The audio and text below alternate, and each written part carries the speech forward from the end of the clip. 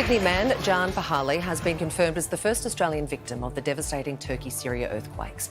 3 other Australians are still unaccounted for as the death toll soars and the desperate search for survivors continues. Today, Melbourne man Salih Yucel received the news he was dreading. His sister's body was found in the rubble this morning. Ramzayed's brother Salih joins us now. Salih, words cannot describe how sorry we are to hear about your sister. Can you describe for us how the last 48 hours have been for you? Well, it was very difficult for me. I even couldn't sleep till 2 a.m. I'm waiting for the good news till last night. But this morning, I had the sad news that she passed away.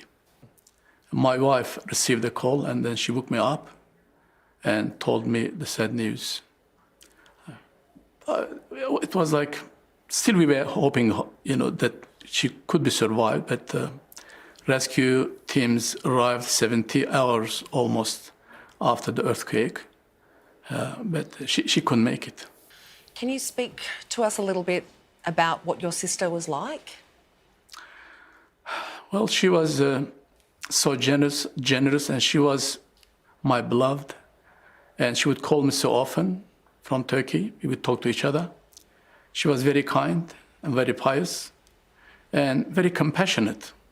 I think in the last 20 years, she tried to help orphans, provide scholarship for the students, and helping the community. It was part of her life. She did all of that voluntarily. So that's why she was a great lady, I can tell.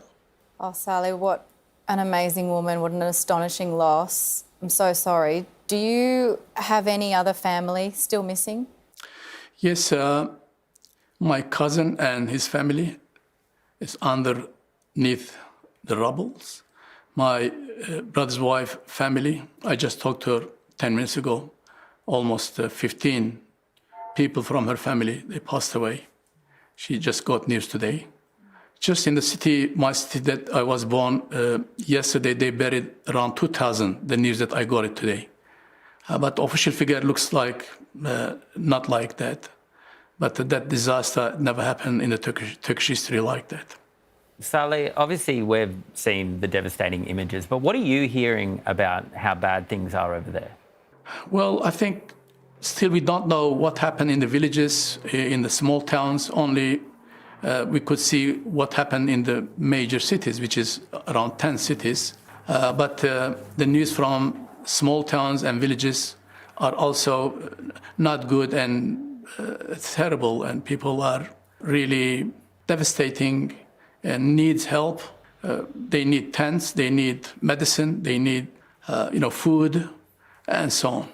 What about you, Salih? This is impossibly difficult time for us to imagine, I think. How are you getting through this? How are you processing everything that's coming at you?